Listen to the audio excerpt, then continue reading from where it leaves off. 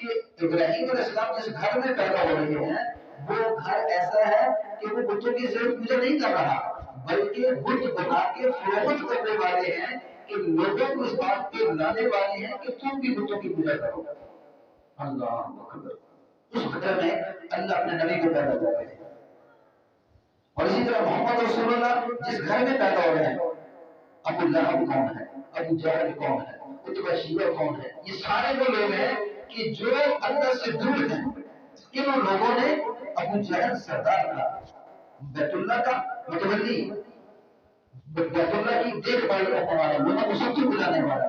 جب بات سے قومیں آتی نا تو یہ سب کو بلاتے تھے اور فخر کرتے تھے، کہتے تھے کہ دیکھو ہم وہ قوم ہیں کہ جو قوم باہر سے آنے والوں کو سچے پلاتے ہیں، پانی پلاتے ہیں اور ان کی دیکھ بھال کرتے ہیں۔ تمہارا پیار کچھ نہیں، پیار تو ہمارا ہے۔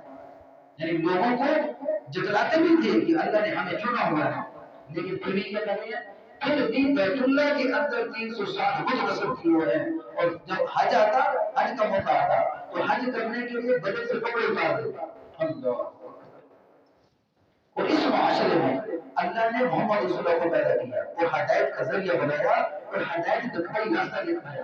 رسول یاسین کے اندر فرمایا کہ جی قوم آپ کی جو جا رہی ہے نا گمراہی کے اندر پھنسی ہے، لیکن خبر آپ کا پیار کیا ہے؟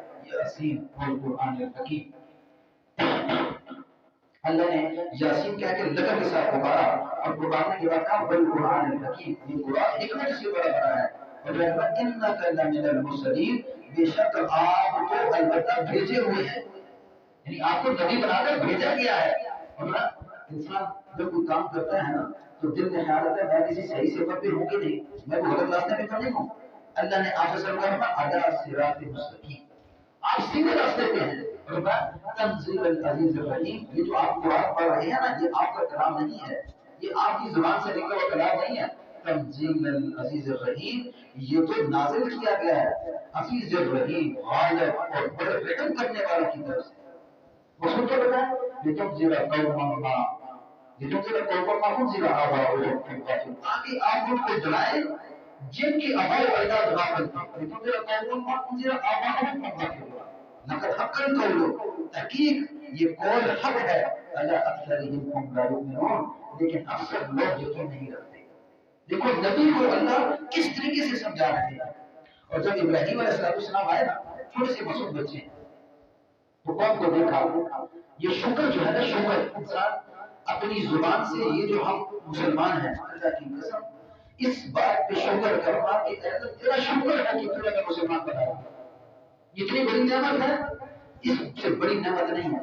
اور اس پہ شکر ادا نہ کرنا، اس پہ شکر ادا نہ کرنا یہ بہت بڑی ناکامی ہے۔ اور جتنے بھی دیکھو شکر جو ہوتا ہے، شکر کا مقصود کیا ہے؟ جس وقت انسان دیکھو بچہ پیدا ہوتا ہے نا تو ماں باپ کیا کرتے ہیں، اسے دودھ پلاتے ہیں، اس کا کھانا کا خیال رکھتے ہیں، تو وہ بچہ اپنی ماں کا اپنے باپ کا کتنا گرویدہ ہو جاتا ہے۔ کھانے کو تو ٹافی لا کے تو بچہ کتنا خوش ہے، میرے بابا نے میری اماں نے ٹافی لا کے دی، اب بچہ اس سے ہٹتا ہی نہیں۔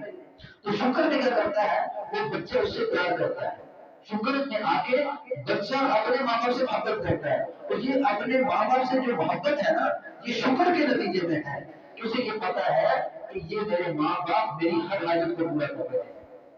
جب اگر بچے کو یہ پتا نہ ہو، بچے کو یہ پتا نہ ہو تو بچہ اپنے ماں باپ کی طریقے نہیں کرتا۔ پھر جیسے جیسے بڑا ہوتا ہے پھر اسے یہ پتا چلتا ہے یہ میرا ماما ہے، یہ میرے چچا ہیں، یہ میری چچی ہے، یہ میرا بھائی ہے۔ اب بھائیوں کی محبتیں شروع، بھائی کبھی ٹافی لے کے دے رہا ہے، کبھی جناب چچا جناب ہے، کبھی اس کے کپڑے لے کے آئے، اب یہ محبتیں شروع ہیں۔ جب یہ محبتیں شروع ہوئی نا تو اس نے پہچاننا شروع کیا، اس نے پہچاننا شروع کیا یہ میرا اپنا ہے، یہ میرا اپنا ہے۔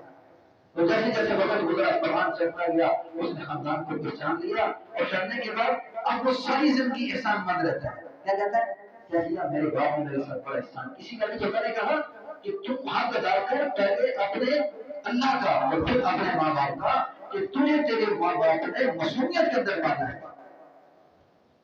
اب یہ پہچان چکا کس کو؟ ماں کو بھی پہچان چکا، باپ کو بھی پہچان چکا، رشتے داری کو بھی پہچان چکا، اسی طرح ہمیں شکر کیا اس کا؟ شکر ہے کہ وہ اس سے محبت کرتا ہے۔ یہ بچہ اپنے ماں سے محبت کر رہا ہے، باپ سے محبت کرو، بچانے کی بات کر رہا ہے۔ اگر بچانے نہیں تو بیٹے کی محبت باپ کے لیے نہیں ہوگی، ماں کے لیے نہیں ہوگی۔ اسی طرح اللہ وہ ذات ہے، بعض لوگ دیکھیں کرتے ہیں کس کی؟ سورج کی پرستش کرتے ہیں نا۔ کیوں کرتے ہیں پرستش؟ جب وہ سورج کو دیکھتے ہیں تو انہیں یہ معلوم ہوتا ہے کہ اتنی بڑی طاقت کسی اور کے اندر نہیں ہے۔ سورج کیا کرتا ہے؟ ساری دنیا کو روشن کرتا ہے، اور اس کے شکر میں وہ کیا کرتے ہیں؟ اس کے شکر میں اس کے آگے سجدہ کرتے ہیں۔ وہ جو شکر ہوتا ہے نا، اتنی بڑی طاقت ہے، اس طاقت کے مقابلے میں وہ آگے سے کیا کرتے ہیں؟ اور تو کچھ کر نہیں سکتے، اس طاقت سے مغلوب ہو کے، اس طاقت سے متاثر ہو کے سورج کے آگے سجدہ کرتے ہیں۔ ان کی شکر کا طریقہ یہ ہے کہ وہ کیا کرے؟ سورج کے آگے سجدہ کرے۔ اور وہ کیا کرتے ہیں؟ اللہ کو چھوڑ کے اس طاقت کو سامنے رکھتے ہوئے، اس طاقت کو متاثر ہوتے ہوئے اس کے آگے سجدے پہ لگ جاتے ہیں۔ سورج پرست لوگ۔ اور پھر وہ قوم جو قوم آگ کو پرستش کرتی ہے، وہ سجدہ کیوں کرتی ہے؟ اس آگ کو سجدہ اس کر کے کرتی ہے کہ انہیں یہ معلوم ہے کہ یہ آگ ساری چیزوں کو جلا دے گی، یہ آگ ساری چیزوں کو ختم کر دے گی۔ اب اس شکر میں اس کے اندر طاقت ہے، اور یہ طاقت اس قدر ہے کہ میں اگر اس کی نقدری کروں گا تو کل ایسا نہ ہو کہ یہ طاقت مجھے پسند کر دے۔ ان کے اندر ایک عظمت بیٹھ جاتی ہے، عظمت بیٹھنے کی وجہ سے وہ اس سے مغلوب ہو جاتے ہیں، اور پھر انسانیت کیا کرتے ہیں؟ آپ کی آگے سجدہ کرنا شروع کر دیتے ہیں، اور پھر انہوں نے مذہب بنا لیا جس کو ہم کیا کہتے ہیں؟ آپ پرست لوگ، وہ سورج پرست لوگ۔ ایک پورا مذہب بن چکا، اور پورا مذہب بننے کی وجہ کیا؟ اس طاقت سے مغلوب ہوئے، اور مغلوب ہونے کے بعد انہوں نے سمجھا یہی اس طاقت ہے۔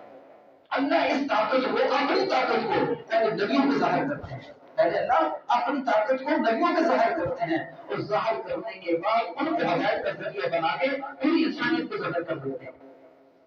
اب یہی بات کہاں چلی؟ ابراہیم السلام کے دور میں چلی۔ تو ابراہیم علیہ السلام، جس وقت ابراہیم علیہ السلام چھوٹے سے بچے، تو بت پرست کیا کر رہے ہیں؟ جناب بتوں کی پوجا کر رہے ہیں۔ ابراہیم علیہ السلام نے جب دیکھا باپ بتوں کی پوجا کر رہا ہے، کون ساری بتوں کی پوجا کر رہی ہے، تو دل میں خیال آیا یہ کیسے لوگ ہیں؟ تو سب سے پہلے انہوں نے ایک ستارہ دیکھا رات کو، تو یہ جو بت ہے یہ خدا نہیں ہو سکتے، یہ بت خدا نہیں ہو سکتے۔ معاشرہ کیا بنا ہوا ہے؟ بتوں کی پوجا کر، سارے باپ دادا اور جناب خاندان والے تائی چاچا اور سارا ارد گرد کا سارے کا سارا معاشرہ بتوں کی بات۔ لیکن ایک پیغمبر کے دل میں خیال کیا آیا؟ اب پیغمبر سے اپنا کام لینا چاہتے ہیں، لوگوں کو ہدایت پر لے کے آنا چاہتے ہیں، تو پیغمبر کے دل میں خیال آیا کہ یہ بت کام بنا نہیں سکتے، یہ بت خدا نہیں ہو سکتے، یہ بت الہ نہیں ہو سکتے۔ اب پیغمبر کے دل میں یہ خیال آیا، عثمان کو نظر